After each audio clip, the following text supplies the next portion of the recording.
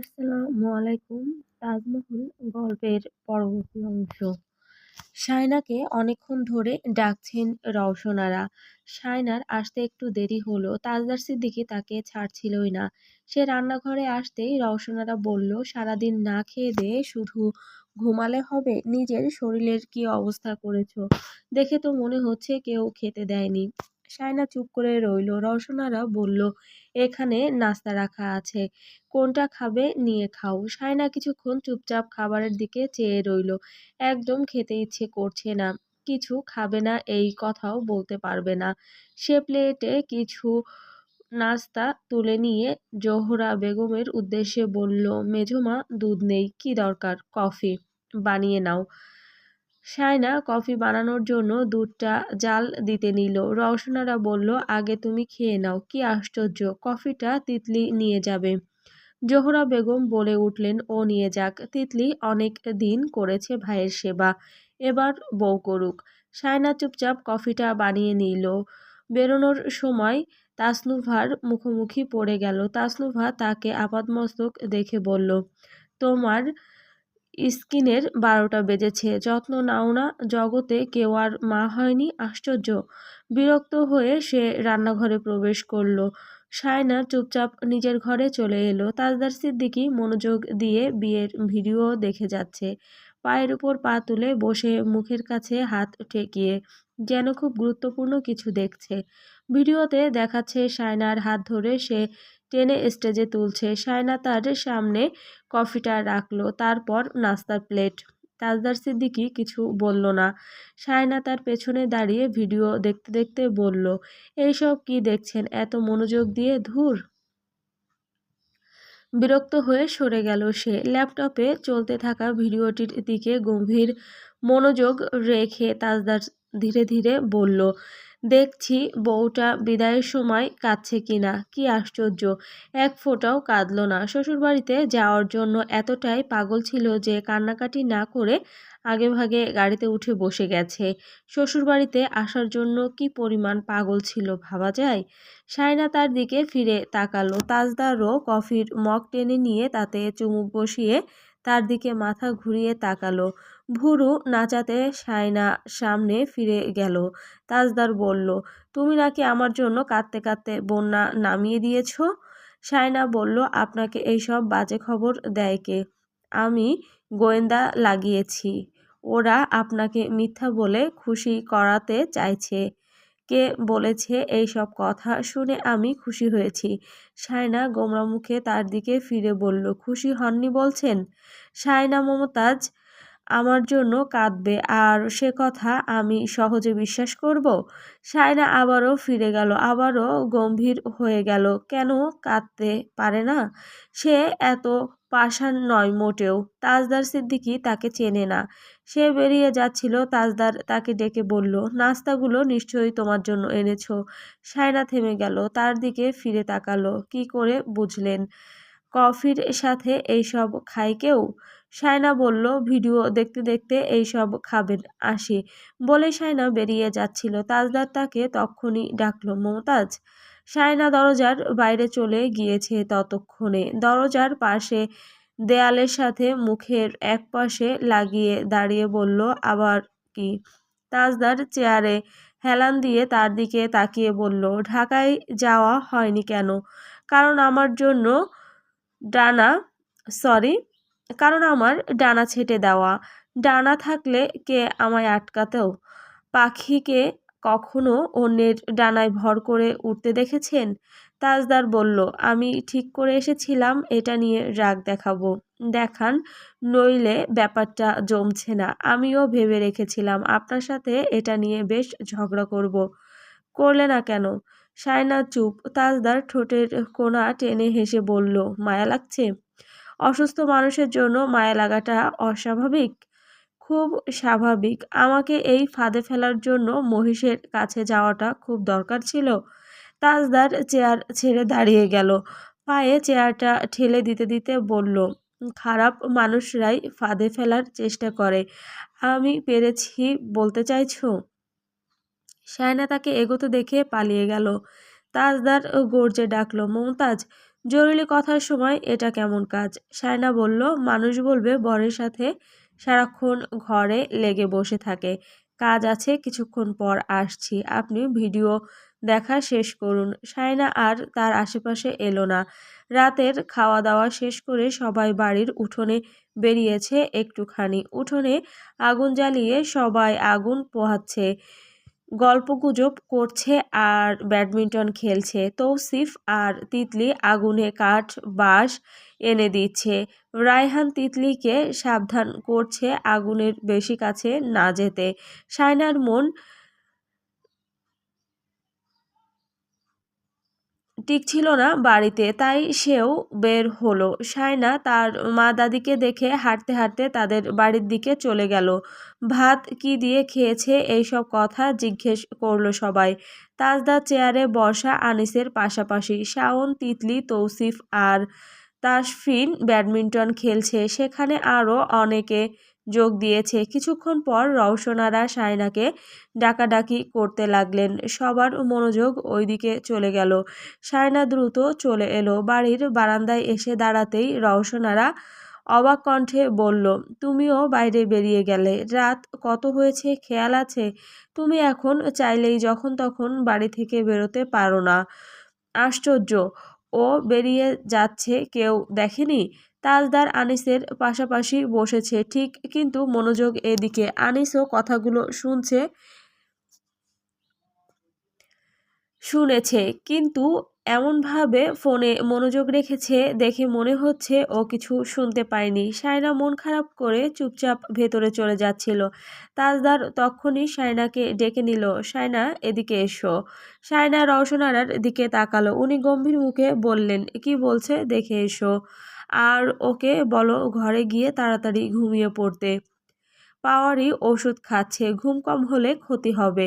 সায়না মাথা নেড়ে বেরিয়ে গেল। তাজদার বলল, আগুনের কিছুটা দূরে গিয়ে বসো, ভালো লাগবে। সায়নাকে তিতলি টেনে নিয়ে গেল।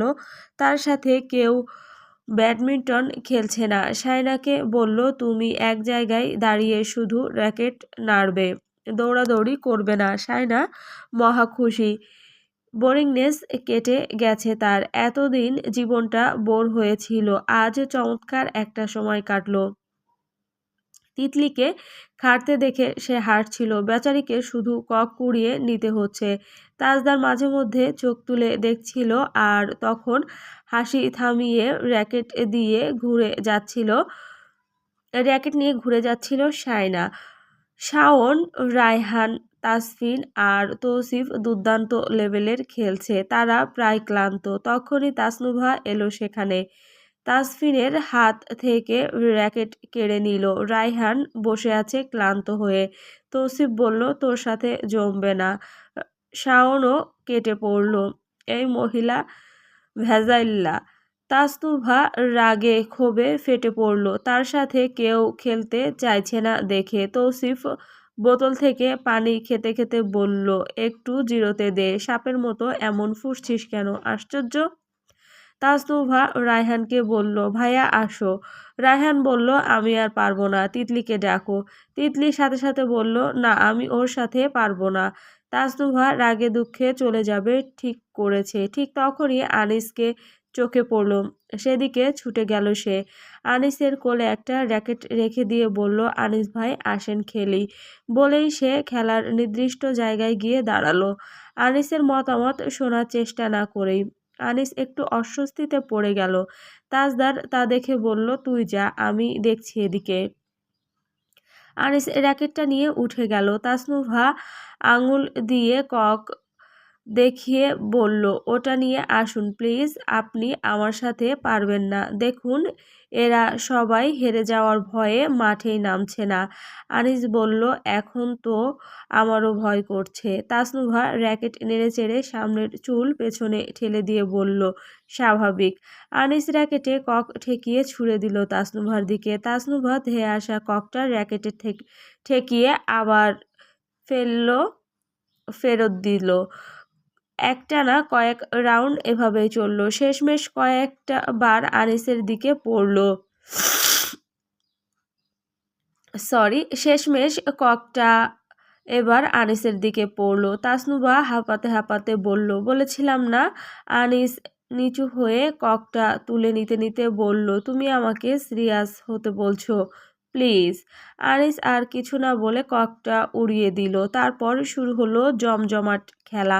তাসনুভা এবার নাস্তানাবুদ। আনিস এত জোরে এত মনোযোগ দিয়ে খেলছে যে সে দম ফেলতেও পারছে না। শুধু চোখের সামনে ককটার উড়াউড়ি দেখছে, একবার ডানে একবার বামে, আর সে শুধু পিছু নিচ্ছে হাঁপাতে হাঁপাতে। শেষমেশ ককটা তার কাছেই পড়ে গেল। তাসনুভা বলল, আপনি বেশি জোর দিয়ে খেলছেন এইবার। আপনার শক্তি বেশি বলে আপনি এইভাবে খেলতে পারেন না।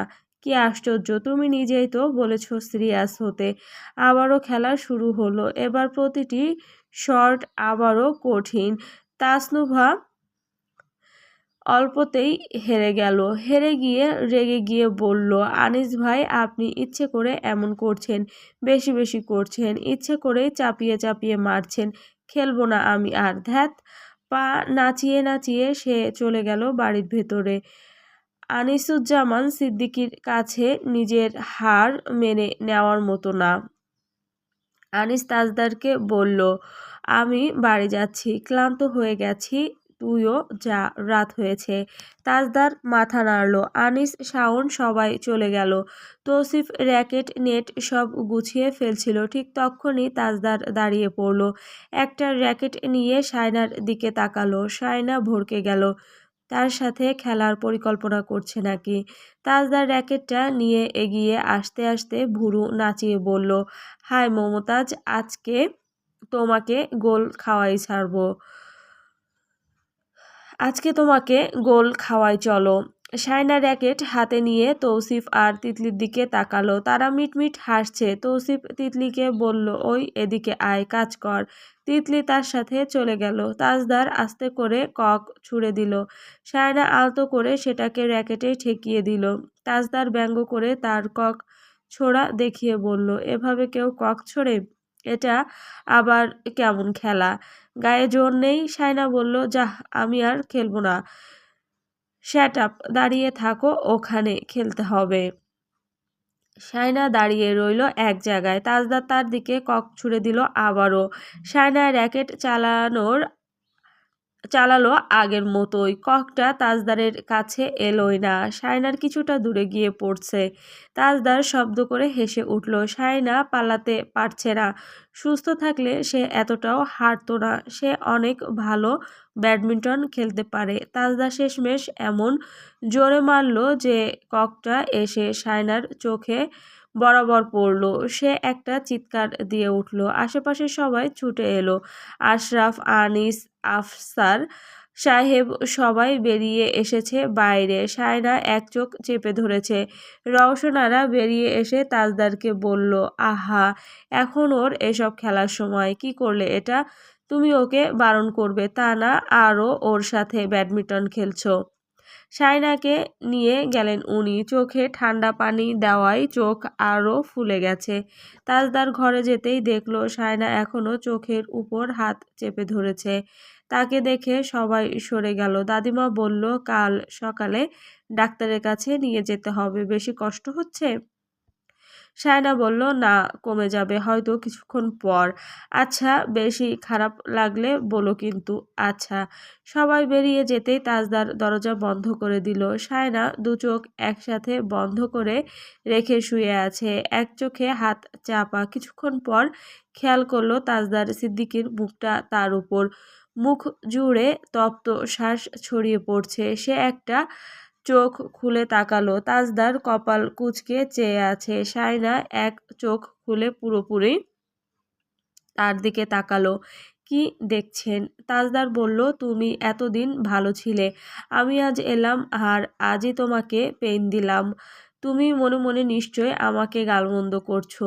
বলছো এই বাদর লোকটা আসামাত্রই আমাকে আঘাত করে বসেছে।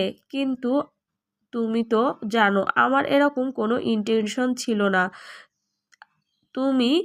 তোমাকে হার্ট সরি, আমি তোমাকে হার্ট করতে চাই না, তারপরও করে বসি। শায়না চুপ করে রইল। তাজদার সিদ্দিকী এটা নিয়ে খুব ভাবছে। শায়না শুয়ে শুয়ে শুধু দেখলো সে পায়চারি করছে আর গ্লাস থেকে একটু একটু পানি খাচ্ছে।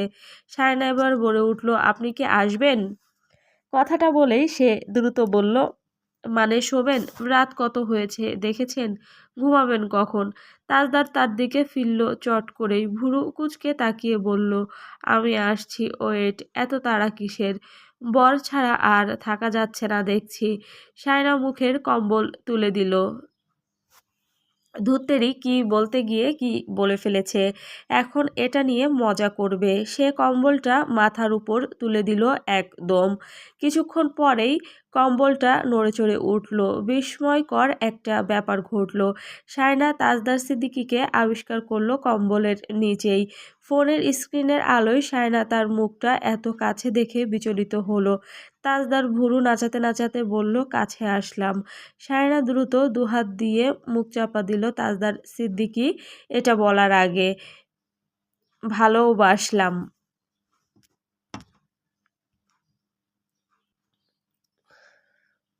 কনকনে ঠান্ডা পড়েছে। কম্বলের ওম থেকে শায়নার উঠতে ইচ্ছা করছে না। ভোরের কাকের ডাক শোনা যাচ্ছে। অবশ্য কম্বলের ওম ছাড়িয়ে যাচ্ছে তাজদার সিদ্দিকীর গায়ের উষ্ণতায়। শায়নাকে একটা হাত এমন সুকৌশলে জড়িয়ে ধরে রেখেছে, শায়না নড়াচড়া পর্যন্ত করতে পারছে না। ফোন হাতড়ে খুঁজে নিল সে। সময় এখনো 6:30। সে আবারও তাজদার সিদ্দিকীর দিকে তাকালো। তাজদারের চোখজোড়া বন্ধ। ঘুমালে সব মানুষকেই নিষ্পাপ লাগে। তাজদার সিদ্দিকীও তার ব্যতিক্রম নয়। শায়না তাকে জড়িয়ে ধরে রাখা হাতটা দিকে তাকিয়ে কিছু একটা ভাবল, তারপর চেষ্টা করলো উঠে যেতে। কিন্তু লোহার মতো ভারী হাতটা তাকে পেঁচিয়ে রেখেছে।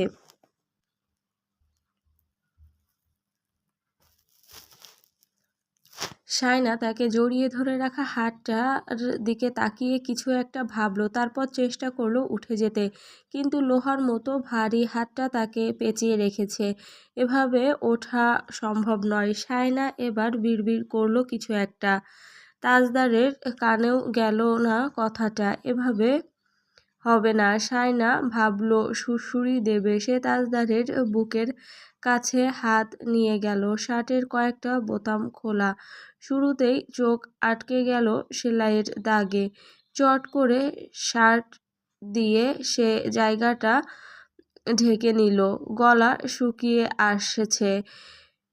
এত মোটা দাগ, এত বড় বড় সেলাই হয়েছে। সকাল সকাল তার শরীর খারাপ লাগতে শুরু করলো। তবুও পুরোটা দেখার ইচ্ছা সে দমাতে পারল না। কাঁপা কাঁপা হাতে শার্ট আরেকটু সরাতেই বুক ধড়ফড়িয়ে উঠল। ঠোঁট পর্যন্ত শুকিয়ে এলো। সে চোখ বন্ধ করে নিয়ে শার্ট ছেড়ে দিয়ে ধীরে ধীরে শ্বাস ছাড়তে লাগলো। তাজদার সিদ্দিকী ছোট ছোট চোখ করে তাকালো। কিছুক্ষণ পর সদ্য ঘুম ভেঙেছে। ঘুমের ভার চোখে মুখে লেপ্টে আছে। What is this? আমার বুকের ভেতর লুকিয়ে চুরিয়ে কি দেখা হচ্ছে? শায়না মমতাজ। সে মজা করছে, কিন্তু শায়না সেটা নেওয়ার মতো অবস্থায় নেই। নিজেকে স্বাভাবিক করে তাজদারের হাতের বাঁধন থেকে নিজেকে ছাড়িয়ে নিয়ে বিছানা থেকে নামার চেষ্টা করলো, কিন্তু এবারও সম্ভব হলো না। তাজদার বোতাম আরও কয়েকটা খুলে দিয়ে বলল, আরও ভালো করে চাইলে দেখতে পারো। শায়না এবার লজ্জা পেল। চোখে মুখে সেটা ফুটে উঠল। তাজদার তা দেখে মনে মনে হাসলো খুব, কিন্তু মুখ গম্ভীর রাখল। শায়না তার দিকে বোতামগুলো লাগিয়ে দিয়ে বলল, সব ক্ষত স্থান দেখাতে নেই। এটা আপনার মতো মানুষের খুব ভালো করে জানার কথা না বাবু মশাই? তাজদার তার সম্বোধন শুনে বলল, আই লাইক ইট। কি আশ্চর্য ডাকটা! মনে হয় তুমি অনেক আদর করে বাবু মশাই ডাকো। শায়না একটু অপ্রস্তুত হলো। বলল, অনেক দিন পর সবাই বাড়ি এসেছে, আমার আজকে সকালের চাটা বানানো উচিত। তাজদার বোতামের সাথে তার চুল আটকে দিল। চোখ বন্ধ করে রইল। শায়না উঠল একটুখানি। তার বুকের ওপর ঝুঁকে চুলটা ছাড়িয়ে নিতে নিতে বলল, সারা রাত কম জ্বালাননি, এখন যেতে দিন। তাজদার চট করে চোখ খুলে বলল, আমি জ্বালিয়েছি? আমি ধরা মাত্রই কাত হয়ে যায় কে? সায়না অবাক হয়ে বলল, আপনি জ্বালাননি? এত বড় মিথ্যাবাদী! আমি জ্বালালেই তোমাকে জ্বলতে হবে কেন? সায়না চুল ছাড়িয়ে নিতে লাগলো আবারও। এটা কেমন বদ অভ্যাস! বোতামের সাথে তার চুল লাগিয়ে দেবে। হিরো বনে যেতে চান সবসময়? উফ! সায়না একটা বোতাম থেকে চুল ছাড়িয়ে নিতেই তাজদার তার খোলা চুলে হাত গলিয়ে বোতামের সাথে আরও এলোমেলো করে চুল জড়িয়ে দিল। সায়না এবার বিপাকে পড়ে কাঁদো কাঁদো দৃষ্টিতে তাকালো। তাজদার তা দেখেও বলল, এমনি এমনি তো আর আমার বুকের উপর উঠে আসবে না, তাই আমাকে এই কাজটা করতেই হলো। আপনি খুব খারাপ। তাকে থামিয়ে দিয়ে তাজদার বলল, আমি খারাপ মানুষ সেটা জগৎ জানে, কিন্তু তুমি আজকাল ঘৃণা করছো না কেন? ভালো হওয়ার জন্য কিছু তো করিনি এখনো। সকাল সকাল কি আমরা ঝগড়া করব? কত মানুষ এমন মিষ্টি যন্ত্রণার জন্য ছটফট করে জানো? স্বামীর বুকের উপর শুয়ে ঝগড়া করতে।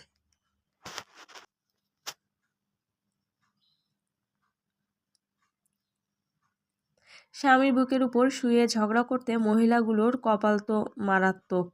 তুমি কপাল করেই এসেছো, বলো শুক্রিয়া। সায়না চুল ছাড়িয়ে নেওয়ার মনোযোগ দিল। সারা রাত তাকে জ্বালিয়েছে, বুকে ব্যথা করছে বলে ভয় দেখিয়েছে, আবার অট্টহাসিতে ফেটে পড়েছে। সব চুল ছাড়িয়ে নিতে প্রায় অনেক সময় লাগলো।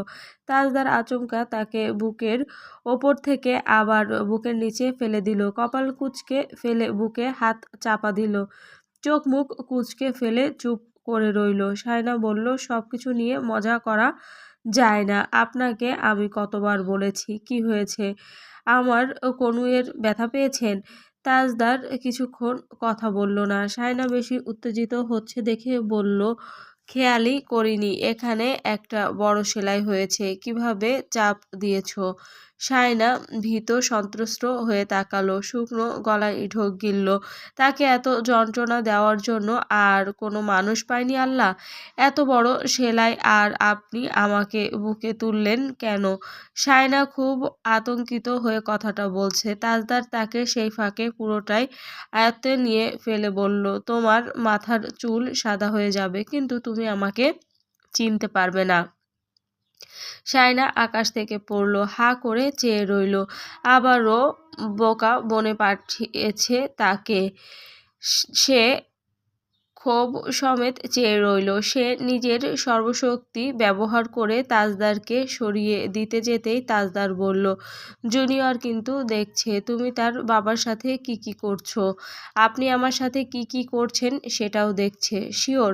সায়না ভড়কে গেল তার প্রশ্নের ধরন দেখে। মানে? তাজদার তাকে বলল, রাতে কি করেছি সেটাও দেখেছে বলছো? সায়না আশ্চর্য হয়ে বলল, এসব কেমন কথা? আপনি না বাবা হতে যাচ্ছেন, আমি এ কোন এলিয়েনের পাল্লায় পড়লাম আল্লাহ? তাজদার বলল, তুমি একটা ইচ্ছাধারী নাগিন। দিনের বেলায় ফনা তুলে ফোঁস করো, আর রাতের বেলায় পেঁচিয়ে ধরো, আর সব দোষ হয়ে যায় আমার। যত দোষ তাজদার ঘোষ। আমি পেঁচিয়ে ধরি? আপনি কি করলে আমি পেঁচিয়ে ধরি সেটাও বলুন। ওকে, লেট মি এক্সপ্লেইন। সায়না বুঝতে পারেনি মুখ ফসকে কি বলে ফেলেছে। সে তাজদারকে আটকাতে গেল, মুখ চেপে ধরল। তাজদার মুখ থেকে তার হাত সরিয়ে নিতে নিতে বলল, আমি একটা ঠুসা মারলেই তুমি কাত হয়ে পড়ে যাও, তারপর? সায়না আবারও মুখ চেপে ধরল। না না, ছি। তাজদার তার দুহাত চেপে গালে নাক চেপে দিতে দিতে বলল, তারপর আমি তোমাকে এইভাবে ওইভাবে সেইভাবে। সায়না চোখ খিচে বন্ধ করে রেখে অস্ফুট স্বরে কি কি যেন বলতে লাগলো। তাজদার সিদ্দিকী তার কাণ্ড দেখে অট্টহাসিতে ফেটে পড়ল। এত সকাল সকাল মানুষ এভাবে হাসে? সায়না লজ্জায় আর না পেরে তার মুখ ঠেকিয়ে তাজদারের হাসি বন্ধ করতে চাইল। তাজদার তার মুখ নামিয়ে এনে তার গালে চেপে দিয়ে কম্বলটা মাথার উপরে তুলে দিতে দিতে, আল্লাহ, আমি এটাকে রেখে লন্ডনে যাব কিভাবে? রওশনারা ইনিয়ে বিনিয়ে শায়নাকে দেরিতে ঘুম থেকে ওঠার জন্য ভালোই কথা শুনিয়ে দিলেন। নানান প্রসঙ্গ টেনে এনে বকুনি চলল বেশ কিছুক্ষণ। জোহরা বেগমও তাতে সায় দিলেন। ৮টার সময় কেউ ঘুম থেকে ওঠে, তাও আবার এই অবস্থায়। শেষমেশ আনোয়ারা বেগম শান্ত স্বরে শুধু একটা কথাই বললেন, তাজদারও দেরিতে উঠেছে। সঙ্গে সঙ্গে ঘরে নেমে এলো স্তব্ধতা। আর কেউ মুখ খোলার সাহস পেল না। শায়না পরোটা বানানোর কাজে হাত লাগালো। শায়নার পরোটা খেতে ইচ্ছে করছে না। মোট কথা তেল জাতীয় খাবার সে মুখেও তুলতে পারছে না। পরোটা আর ডিম ভাজা শেষে সে কিছু পাউরুটিতে জেল মাখিয়ে খেতে বসলো। তাসনুভা এসে নিজের প্লেট নিয়ে খেতে বসলো। খেতে খেতে শায়নার দিকে তাকিয়ে বলল, তোমার ম্যাক্সি নেই? শায়না একটু থতমত খেলো। আছে, বাড়িতে রেখে এসেছি, এখন পরব না তাই। জোহরা বেগম বলল, তুমি ফিতা দিয়ে সালোয়ার পরছো এখনো? তুমি জানো ফিতা দেওয়া সালোয়ার পরা যায় না। আজকালকার মেয়েরা নাকি সব জানে, তুমি জানো না? শায়না খাওয়া থামিয়ে বলল, ভাবি বলেছে আর ২ মাস পর পরতে। জোহরা বেগম আর কিছু বললেন না। তাসনুভা খেতে খেতে বলল, ম্যাক্সিগুলো নিশ্চয়ই এখানকার কোনো কাপড় বিক্রেতার কাছ থেকে নেওয়া। তুমি ওসব এখানে আর এনো না, এগুলোর ফ্যাব্রিক ভালো না। শায়না আর কিছু বলল না। রাতে তাসনুভা তার শোরুম থেকে ফিরে সোজা শায়নার ঘরে চলে গেল। শায়না তার মায়ের পাঠানো কাঁথাগুলো ভাঁজ করছিল বসে বসে। কাঁথাগুলো কি ছোট ছোট, হাতে নিজেই শায়নার হাসি পাচ্ছে। কাঁথাগুলো কি ছোট ছোট, হাতে নিতেই শায়নার হাসি পাচ্ছে। তাসনুভা তক্ষুনি দরজা ঠেলে ঢুকে বিছানায় একটা প্যাকেট ছুঁড়ে দিয়ে চলে গেল। শায়না ভাবল তাজদার সিদ্দিকী কিছু আনতে বলেছে, তাই সে তেমন আগ্রহ দেখালো না। তাজদার ঘরে আসা মাত্রই ফোন চার্জে দিল। তারপর শায়নার দিকে তাকিয়ে বলল, এই সব খেলনাপাতি কে পাঠালো? আম্মা দেখুন।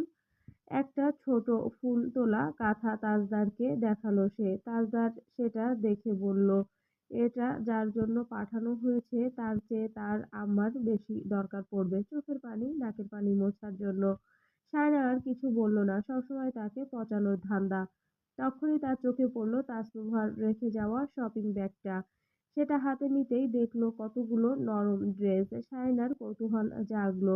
বের করে দেখলো গোলগাল কতগুলো frock, system, maternity kurti. Saina খুশি হলো। তাজদার কপাল কুঁচকে তাকালো, এগুলো কি? মেজো আপু দিয়ে গেছে, আমি ভাবলাম আপনার কিছু, তাই খুলে দেখিনি। তাজদার আর কিছু বলল না। তিতলি এসে বলল, ড্রেস দেখি। ড্রেসগুলো দেখে তিতলি বলল, এগুলো পরলে তোমাকে একদম বাবু বাবু লাগবে। শায়না তাজদারের সাথে সাথে একে অপরের দিকে তাকালো। তাজদার চোখের কোনা ২ আঙুল দ্বারা হাঁটতে হাঁটতে সেখান থেকে সরে গেল। শায়না তিতলিকে ফিসফিস করে বলল, তুমি আর কথা বলার জায়গা পেলে না। তিতলিও ফিসফিস করে বলল, কার বাবু সেটা বললে ভালো হতো। শায়না ঠাস করে একটা চড় মারল তার গায়ে। তিতলি হেসে উঠে বলল, যাই বলো মহারানী, কিন্তু এবার বেশ ভালো কাজ করেছে। এটা কাজের কাজ করেছে। অবশ্য ভাইয়ার পকেট হাতানোর ধান্দা, সেটা তুমিও করো। তিতলি লজ্জা পেয়ে বলল, তুমিও পকেট মারতে পারো, বরের পকেট মারা হালাল। শায়না তার পিঠে আর একটা চড় বসিয়ে বলল, যাহ। তিতলি বেরিয়ে যেতেই তাজদার শায়নার হাত ধরে টেনে তুলে বলল, তুমি এখান থেকে এখনই একটা পরো, কুইক। তোমাকে কিসের মতো লাগছে আমাকে দেখতে হবে, পরো। এসব কেমন কথা, এখন পরবো কেন? এগুলো অনেকটা নাইট ড্রেসের মতোই। শায়না তাকে ঠেলে সরিয়ে দিয়ে চলে যাচ্ছিল। তাজদার তার হাত শক্ত করে ধরে বলল, চলো আমি পরিয়ে দেই। শায়না আর না পেরে বলল, আচ্ছা আচ্ছা আমি পড়ছি, বের হন ঘর থেকে। তাজদার ৫ মিনিটের জন্য বের হলো। তাজদার ৪ মিনিটেই ভেতরে ঢুকে এলো। শায়নার গায়ে তখন ওড়না নেই। সে ওড়না নিতে বিছানার কাছে ছুটছিল। তাজদার তাকে টেনে এনে সামনে দাঁড় করিয়ে বলল, আরে মিষ্টি কুমড়া, মিষ্টি কুমড়া ডেকে সায়নার দুই বাহু শক্ত করে চেপে ধরল তাজদার। একবার এদিকে একবার ওদিকে ঝাঁকিয়ে হেসে হেসে বলল, তুমি একেবারে কদু হয়ে গেছো সায়না মমতাজ, কদু, হা হা হা। তার চোখে মুখে দুষ্টু ঝিলিক, আর সায়নার মুখে অপ্রস্তুত হাসি। লজ্জা আর রাগ মিলেমিশে গলে গলে মিষ্টি কুমড়ার মাংসের মতো। তাজদার এবার উচ্চস্বরে হেসে উঠল। নাকটা ঘষে দিতেই সায়না ছটফটিয়ে উঠে ওড়নাটা নিতে যাবে, তখনই তাজদার ওড়নাটা কেড়ে নিয়ে হাসতে হাসতে চেয়ারে বসে পড়ল। চেয়ারে বসেও গা দুলিয়ে হাসছে সে। সায়নার ওড়নাটা তার হাতে শক্ত করে ধরা। তাকে এভাবে হাসতে দেখে সায়না ক্ষোভের দৃষ্টিতে তার দিকে তাকিয়ে রইল। তাজদার হাসি থামানোর চেষ্টা করতে করতে বলল, কদু হয়ে ঘুরছে ফিরছে, আবার আমার সামনে ওড়না পরে ঘুরতে হবে তাকে, হা হা হা। সায়না এখনো চেয়ে আছে তার দিকে। তাকে দেখে মনে হচ্ছে কোনো অসহায় অবলা প্রাণী। তাজদার হাসি থামাতে থামাতে আবারও হো হো করে হেসে উঠল সায়নার চেহারার অবস্থা দেখে। তারপর উঠে এসে সায়নার সামনে যাবে, তখনই সায়না সেখান থেকে সরে গেল। তাজদার তার হাত শক্ত করে ধরে তাকে আয়নার সামনে নিয়ে গেল। পেছন থেকে ওড়নাটা মাথার উপর তুলে দিল। তারপর নিজেও সায়নার বাম কাঁধের উপর থুতনি ঠেকিয়ে আয়নার দিকে তাকালো। বলল, তাজদার সিদ্দিকীর বধূ সায়না মমতাজ, কদু, খেতে ভীষণ মধু। বলেই হেসে উঠল আবারও। সায়না নিজেও হাসি চেপে রাখতে পারছে না। এত বজ্জাত লোক জীবনে দেখেনি সে। সে চলে যাচ্ছিল রাগ করে, তখনই তাজদার তাকে ধরে ফেলল। কাছে টেনে এনে গাল ঠেকিয়ে রেখে বলল, আমি চলে গেলে তোমাকে জ্বালানোর আর কেউ থাকবে না। এখন একটু শান্তিতে জ্বালাই। Don't disturb me Mumtaz. Saina আয়নার দিকে চেয়ে আছে, প্রতিফলনের দেখছে। তার গালের সঙ্গে এক জোড়া খসখসে গাল লেগে আছে। এক পাশে চেপে ধরায় গালের আরেক দিকটা অদ্ভুতভাবে ফোলা আর বাঁকা দেখাচ্ছে। তার ঠোঁট নড়ল হালকা বিড়বিড় শব্দে। আমাকে নিয়ে যাবেন না? তাজদারের হাত একটু শিথিল হয়ে এলো। ধীরে ধীরে মুখ তুলল সে। তাকালো সায়নার চোখে। সায়নাও তাকালো নিঃশব্দে। একটু পর তাজদার তাকে পুরোপুরি ছেড়ে দিয়ে নিজের খসখসে দাড়িতে হাত বুলিয়ে বলল, তুমি যেতে চাও? সায়না মাথা নাড়ালো ধীরে, না। এর আগে সে হাজারবার বলেছে যাবে না, তখন তাজদার সিদ্দিকী তার কথা শোনেনি। আজও বলেছে, তবে তাজদার আজকেরটা আংশিক মিথ্যা ছিল। কিন্তু তাজদার সিদ্দিকী আজকে তার কথা শুনেছে। তাজদার তার গালের একপাশে এক হাত রেখে আলতো ছুঁয়ে ছুঁয়ে বলল, হিসেবের অনেক গরমিল হয়ে আছে মমতাজ, সবগুলো হিসেব মিলে যাক, তারপর যেও। এখন পর্যন্ত তোমার সিদ্ধান্ত ঠিক।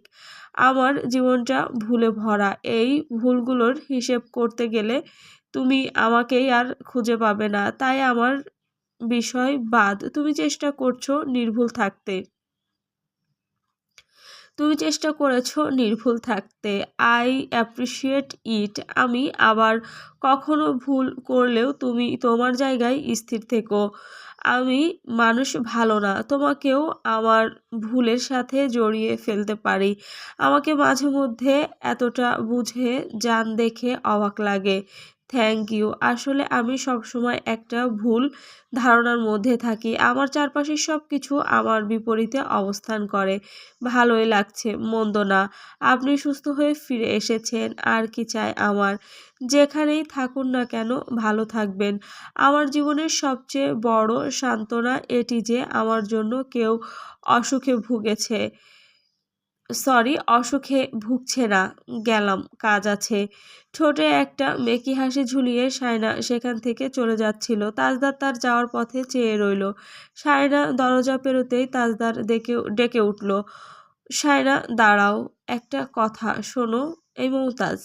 সায়না দরজার কাছে এসে তার দিকে তাকালো। তাজদার বলল, আমি যাওয়ার আগে তোমার সাথে একবার হলেও শুনতে চাইবো তুমি একদিনের জন্য হলেও আমার কাছে থেকে শান্তি পেয়েছো, নইলে ওখানে গিয়ে আমি শান্তি পাবো না। আপনি ওখানে গিয়ে শান্তিতে থাকলে আমাকে ভুলে যাবেন। কিছু কিছু ক্ষেত্রে অশান্তি মঙ্গল। এটা অন্যায় হচ্ছে আমার সাথে। অন্যায় আমার সাথে হয়েছে যেদিন একজন হসপিটালের বেডে শুয়ে সরি বলে পালাতে চেয়েছিল, আমাকে অনুতাপের সাগরে ভাসিয়ে দিয়ে। শাওন বাইক পেয়ে ভীষণ খুশি। এক রাত্রিও কাল সারাদিন এক রত্তিও বাড়িতে থাকেনি, শুধু ঘুরেছে বাইকটা নিয়ে। অফিস থেকে ফিরে আনিস তাকে ইচ্ছামতো বকলো ফোনে। শাওন বাড়ি ফিরে শাহিদা বেগমের উপর রাগারাগি করলো, বাইক কিনে দিয়ে এখন আমার উপর ছুরি ঘোরাচ্ছে সবাই মিলে। ভাই কোনোদিন ভাইয়ের খারাপ চাই? তুই বাইক নিয়ে এমন মজনু হয়ে গেলে হবে?